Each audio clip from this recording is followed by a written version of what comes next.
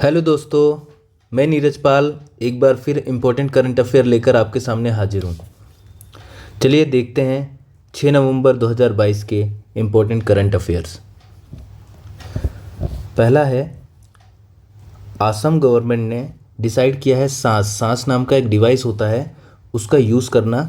Bangalore based startup ने इसको बनाया था और जितने भी स्टेट रन हॉस्पिटल्स होते हैं, जो राज्य सरकार द्वारा पोषित अस्पताल होते हैं, उनमें इसका यूज़ किया जाएगा। सांस का फुल फॉर्म होता है, सांस का फुल फॉर्म लिख देता हूँ मैं।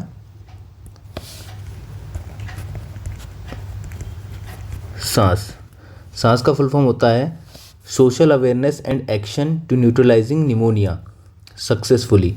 Social awareness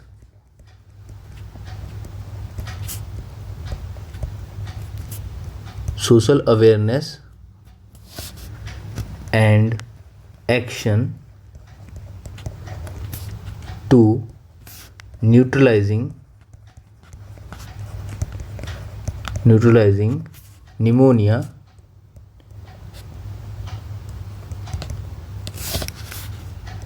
successfully. ये सांस का फुल फॉर्म है। सांस एक डिवाइस है, याद रखिएगा, सांस एक डिवाइस है जो कि असम गवर्नमेंट ने इसको सारे स्टेट हॉस्पिटल्स में अलाउ कर दिया। अब इसका यूज़ होगा। असम के बारे में कुछ जानकारी देख लेते हैं। असम के chief minister doctor Hemant Biswa Sharma हैं और गवर्नर हैं professor Jagdish Mukhi. Dibru Saikhowa national park आपको आसाम में देखने मिलेगा। काजीरंगा नेशनल पार्क भी आपको आसाम में मिलेगा। नामेरी नेशनल पार्क, मानस नेशनल पार्क, ये सब भी आपको आसाम में देखने मिलेगा। वही सारी चीज़ें हिंदी में भी लिखी हुई हैं।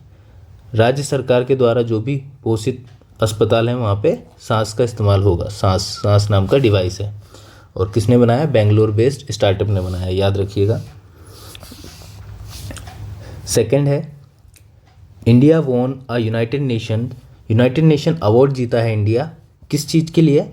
इंडिया ने इंडिया हाइपरटेंशन कंट्रोल इनिशिएटिव, जो कि नेशनल हेल्थ मिशन, राष्ट्रीय स्वास्थ्य मिशन के तहत एक बहुत बड़ा इनिशिएटिव लिया गया है, जो कि इंडियन हाइपरटेंशन कंट्रोल इनिशिएटिव है और इसके द्वारा यूनाइटेड नेशन का अवार्ड भी मिला है। यूनाइटेड नेशंस अवार्ड मिला है इंटरनेशनल हाइपरटेंशन कंट्रोल इनिशिएटिव के लिए। चलिए आगे देखते हैं। याद रखिएगा, United nation award India hypertension control initiative को मिला है। नेशनल हेल्थ मिशन के तहत ये चलाया जाता है प्रोग्राम। अगला करंट अफेयर है, आईसीआईसीआई प्रूडेंशियल म्यूचुअल फंड ने लॉन्च किया है एक industry first auto index fund. पहला ऑटो इंडेक्स फंड है जो इंडस्ट्रीज़ को मिला के बनाया गया है। कई इंडस्ट्रीज़ को मिला के एक ऑटो इंडेक्स फंड बनाया गया है, जो कि कौन चलाता है? ICICI prudential Nifty auto index fund नाम से ये पब्लिश किया जाएगा।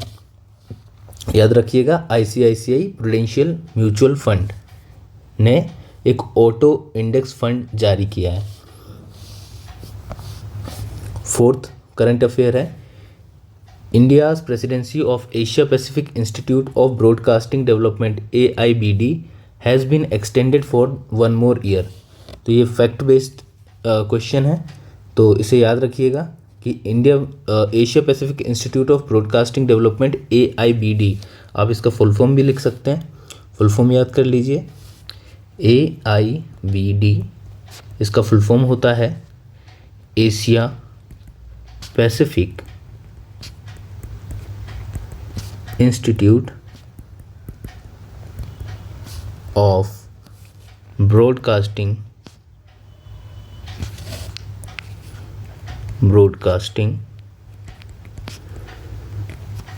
डेवलपमेंट।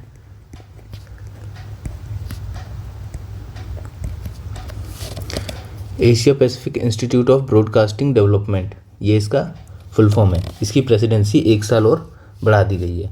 चलिए अगला देखते हैं। Former vice president M Venkaiah Naidu ji ने एक प्राइम मिनिस्टर नरेंद्र मोदी की जो स्पीचेस होती हैं, लगभग 86 स्पीच को मिलाकर समन्वय से एक किताब लिखी है, उस किताब का नाम है सबका साथ सबका विकास सबका विश्वास।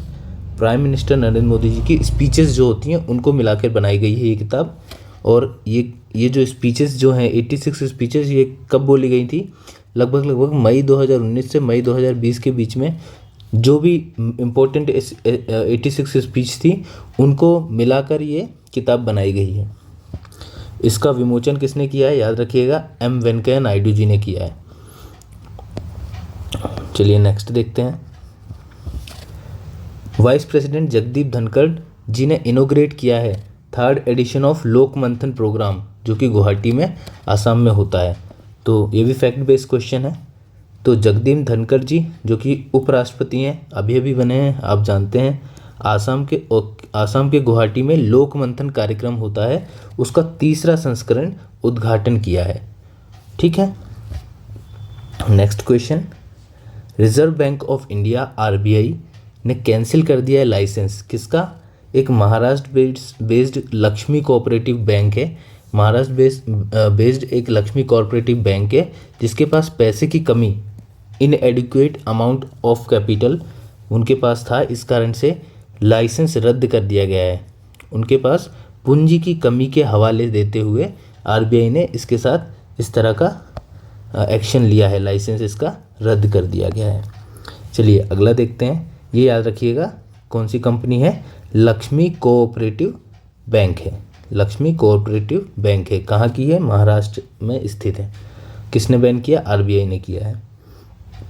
नेक्स्ट क्वेश्चन है, union minister of education and skill development Dharmendra Pradhan, आप जानते ही हैं भारत के शिक्षा मंत्री धर्मेंद्र प्रधान जी हैं। उन्होंने एक स्केल नाम की एक स्कीम लॉन्च करी है जिसका फुल फॉर्म है skill certification assessment for leather employees.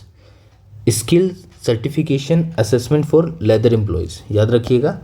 ये एक ऐप डेवलप किया गया है जिसके द्वारा लेदर स्किल सेक्टर काउंसिल के द्वारा एक ऐप डेवलप किया गया है जिसमें स्किल सर्टिफिकेशन असेसमेंट फॉर जो भी एम्प्लॉयज़ होते हैं लेदर से काम के रिलेटेड जो भी एम्प्लॉयज़ होते हैं उनकी स्किल के लिए एक सर्टिफिकेट इशू किया जाएगा।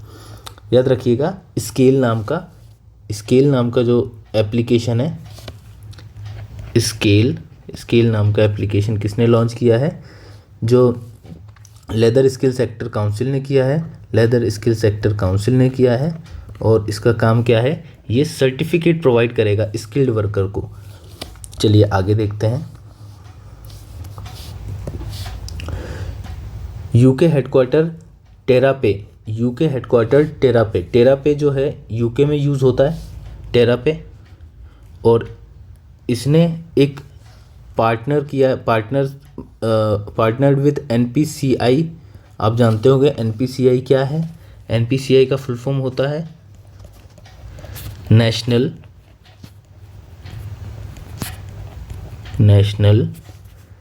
Payment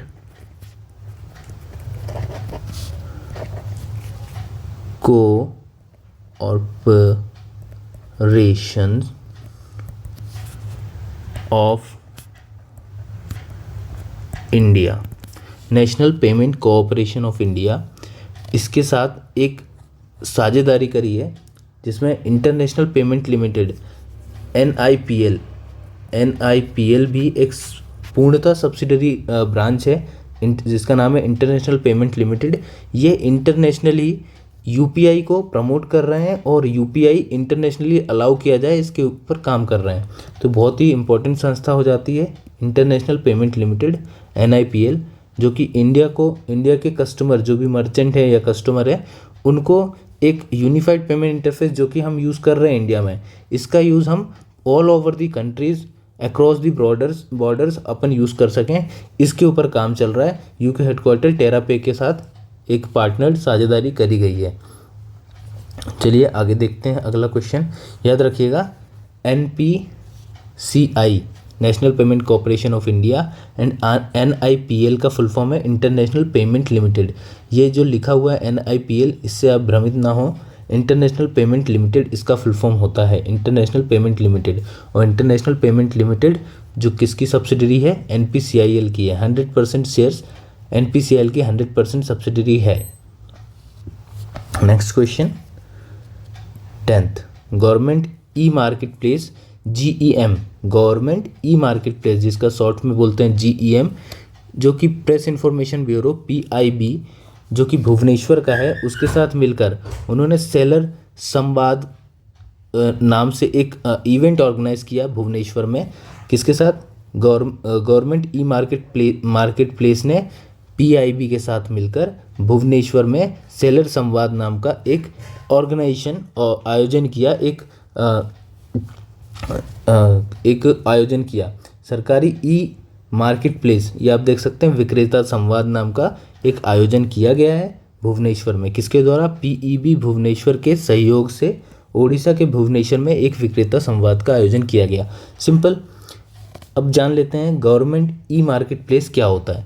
government e market place कुछ नहीं, वन स्टॉप पोर्टल होता है जो क्या फैसिलिटी देता है?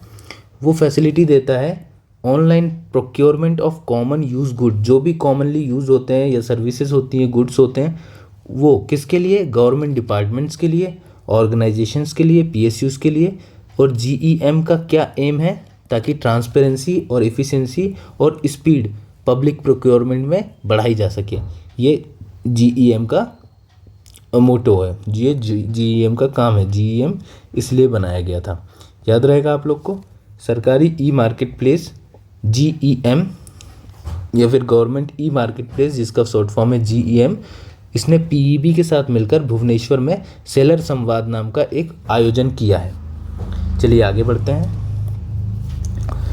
थोड़ा ओडिशा के बारे में जान लेते हैं। ओडिशा के चीफ मिनिस्टर नवीन पटनायक जी हैं, गवर्नर गणेशी लाल जी हैं। Similipal tiger reserve, Satkosia tiger reserve, Bhitarkanika mangroves, Nalabana bird sanctuary, Tikarpada wild life sanctuary, Chilika wild life sanctuary जो कि पुरी में है, सनावेड़ा वाइल्ड लाइफ सेंचुरी, ये सब आपको ओडिशा में देखने मिलेगा। एक बार और रिवाइज कर लेते हैं। चीफ मिनिस्टर मुख्यमंत्री नवीन पटनायक जी हैं, गवर्नर गणेशी लाल जी हैं, सिमलीपल टाइगर रिजर्व आपको ओडिशा में मिलेगा, सतकोशिया टाइगर रिजर्व ओडिशा में मिलेगा, भीतरकनिका मैनग्रोव्स ओडिशा में मिलेगा, नालाबाना बर्ड सेंचुरी मिलेगी आपको, तिकारपाड़ा वाइल्ड लाइफ सेंचुरी मिलेगी, चिलिका वाइल्ड लाइफ सेंचुरी मिलेगी, सुनाबेड़ा वाइल्ड लाइफ सेंचुरी आपको ओडिशा में देखने मिलेगी। चलिए आगे बढ़ते हैं।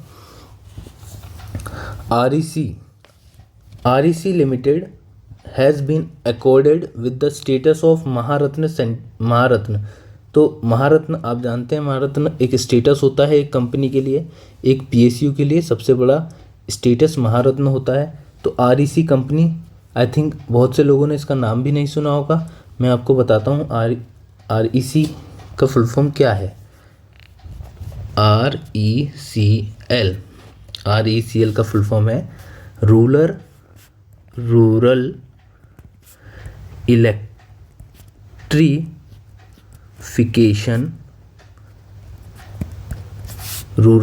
Electrification corporation limited. Rural electrification corporation limited RECL का फुल फॉर्म है। इसे महारत्न का दर्जा दिया गया है, महारत्न का दर्जा दिया गया है इसे। इससे क्या होगा? महारत्न का दर्जा मिल जाने से क्या होता है? वो थोड़ा ऑटोनोमस तरह बिहेव कर सकती है, वो अपने ऑपरेशंस को, और फाइनेंशियली ऑटोनॉमी आ जाती है, ऑपरेशंस को स्वतः वो मैनेज कर सकते हैं उसको। और महारत्न स्टेटस मिलने से क्या होगा? उसकी पावर बढ़ जाएगी, कंपनी के बोर्ड के पास पावर, जो इम्पोर्टेंट डिसीजन लेने की ताकत बढ़ जाती है, फाइनेंशियल डिसीजन लेने की ताकत बढ़ जाती है, इसलिए महारत्न का दर्जा दिया जाता है। तो याद रखिएगा REC लिमिटेड को महारत्न का दर्जा देने की बात हुई है। आगे बढ़ते हैं। REC का फुल फॉर्म भी याद रखिएगा, rural electrification corporation limited, rural electrification corporation limited. Next है पद्मश्री अवॉर्डी प्रोफेसर आचार्य राम यत्ना शुक्ला उनका देहांत हो गया, एज थी 90 की। और he was Sanskrit scholar, former president of Kashi विद्वत परिषद। काशी विद्वत परिषद के वो फॉर्मर सेक्रेटरी, फॉर्मर प्रेसिडेंट भी रह चुके हैं, फॉर्मर प्रेसिडेंट रह चुके हैं। कौन? प्रोफेसर आचार्य राम यत्ना शुक्ला जी, जिनकी 90 साल की आयु में मृत्यु हो गई, जिन्हें पद्मश्री अवार्ड से भी नवाजा गया है। याद रखिएगा, जो काशी विद्वत परिषद के प्रेसिडेंट भी रह चुके हैं, प्रोफेसर आचार्य राम यत्ना शुक्ला जी। चलिए आगे बढ़ते हैं। फैक्ट बेस्ड क्वेश्चन है। Now question number 13। The electronics sector skill council of India ESSCI, the electronic sector skill council of India ESSCI signed a memorandum of understanding, MOU sign किया है किसके साथ? सैमसंग इंडिया के साथ। किस लिए? Youth को एम्पावर करने के लिए, इंडस्ट्री रिलेवेंट स्किल यूथ को सिखाने के लिए, इमर्जिंग टेक्नोलॉजी जो आ रही है अभी आज की तारीख में, जो टेक्नोलॉजीज़ की ज़रूरत है, उन टेक्नोलॉजीज़ पे कमांड बनाने के लिए हमारे देश के युवा के लिए, आर्टिफिशियल इंटेलिजेंस को बढ़ावा देने के लिए, इंटरनेट काइंड ऑफ थिंग्स जो चलती हैं आज की तारीख में उनको सिखाने के लिए, big data and coding, programming, ये सारी चीज़ें हमारे यूथ तक पहुंचाने के लिए the electronic sector skill council of India ने, the electronic sector skill council of India ने क्या किया है? एक MOU साइन किया है किसके साथ? सैमसंग इंडिया के साथ। याद रहेगा आपको, MOU साइन किया है electronics sector skill council of India ने सैमसंग इंडिया के साथ एक MOU साइन किया है, मेमोरेंडम ऑफ अंडरस्टैंडिंग साइन किया है। किस लिए? हमारे यूथ को अच्छी तरह से ट्रेनिंग देने के लिए, आप एक तरह से समझ सकते हैं, ट्रेनिंग देने के लिए, इंडस्ट्रियल रिलेवेंट स्किल्स को सिखाने के लिए। चलिए नेक्स्ट क्वेश्चन पे आते हैं। Question number 14। Retired Gujarat cadre officer Bharat Lal ji जो गुजरात कैडर से रिटायर हुए हैं, उन्हें क्या बनाया गया है? National centre for good governance के डायरेक्टर जनरल के रूप में अपॉइंट किया गया है।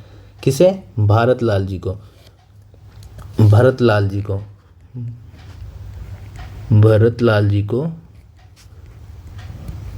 को किसका बनाया गया? NCGG के डायरेक्टर जनरल के रूप में अपॉइंट किया गया। NCGG क्या है? National centre for good governance. इसकी स्थापना कब हुई? इसकी स्थापना फरवरी 2014 में की गई थी। एंड इसका पर्पस क्या है, क्या काम करती है? ये एक ऑटोनोमस इंस्टीट्यूशन है जो कि department of administrative reform and public grievance government of India के तहत काम करती है। भारत सरकार के लिए एडमिनिस्ट्रेटिव रिफॉर्म लाना और पब्लिक ग्रीवेंस, लोगों को सर्विस, प्रॉपर सर्विस पहुँचे, इस चीज़ का निर्धारण करना भी इसका काम है। तो गुड गवर्नेंस के लिए डायरेक्टर जनरल किसे बनाया गया है? भारत लाल जी को बनाया गया है। याद रखेंगे, भारत लाल जी को। किसे बनाया गया? भारत लाल जी को। भारत लाल जी जो कि गुजरात कैडर से थे। ये इंपॉर्टेंट नहीं है बट आपको याद रखना है। भारत लाल जी को national council for good governance बनाया गया है। नेशनल सेंटर फॉर गुड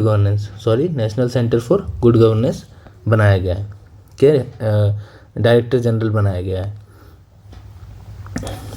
इसका हेडक्वार्टर न्यू दिल्ली में है और फरवरी 2014 में इसकी स्थापना की गई थी। That's all for today. Thank you.